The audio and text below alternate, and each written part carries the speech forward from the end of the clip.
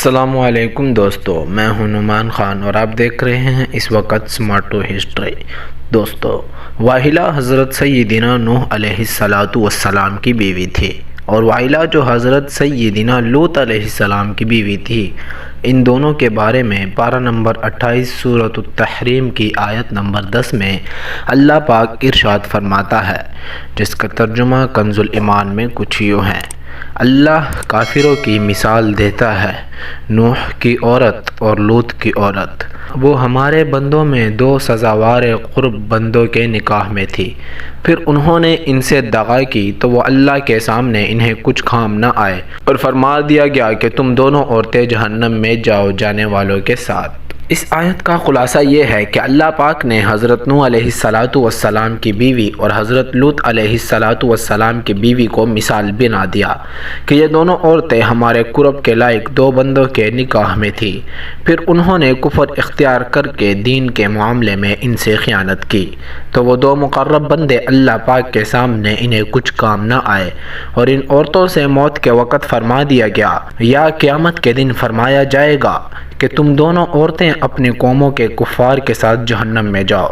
کیونکہ تمہارے اور انبیاء کرام علیہ السلام کے درمیان تمہارے کفر کی وجہ سے کوئی تعلق باقی نہ رہا۔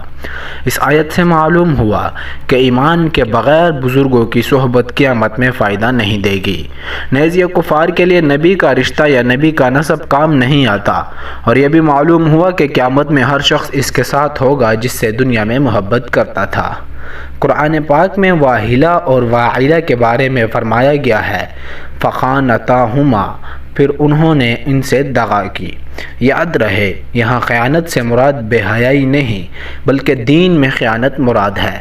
کیونکہ جس عورت کو کسی نبی سے زوجہ ہونے کی نسبت حاصل ہو وہ ہرگز فاحشہ نہیں ہو سکتی، جیسے کہ پیارے آقا صلی اللہ علیہ وسلم ارشاد فرماتے ہیں، ما بغت امرأۃ نبی قط، کسی نبی علیہ السلام کی بیوی کبھی بدکاری میں مبتلا نہیں ہوئی۔ امام وردی رحمہ اللہ فرماتے ہیں، واحلہ اور واحلہ کی خیانت کے متعلق 4 اقوال ہیں۔ پہلا، یہ دونوں کافرہ تھی، یہ بھی ان کی خیانت ہے کہ حق کے مقابلے میں انہوں نے کفر اختیار کیا۔ دوسرا،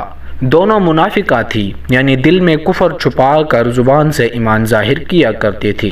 تیسرا، یہ دونوں چغل خور تھی کہ جب اللہ پاک حضرت سیدنا نوح اور حضرت سیدنا لوط علیہ السلام کی طرف وحی نازل فرماتا تو یہ مشرکوں کو بتا دیتی اور راز فاش کر دیتی تھی۔ حضرت نوح علیہ السلام کی بیوی واحلہ کی خیانت یہ ہے کہ لوگوں میں غلط افواہیں پھیلاتی اور کہتی نوح علیہ السلام معاذ اللہ مجنون ہے، اور جب کوئی ایمان قبول کرتا تو قوم کے جابر اور ظالم لوگوں کو خبر کر دیتی۔ اور لوط علیہ السلام کی بیوی واحلہ کی خیانت یہ ہے کہ جب آپ علیہ السلام کے گھر مہمان آتے تو یہ آگ جلا کر قوم کے بدکاروں کو اس کی اطلاع کر دیتی تھی تاکہ وہ ان کے مہمانوں کے ساتھ گندے کام کریں۔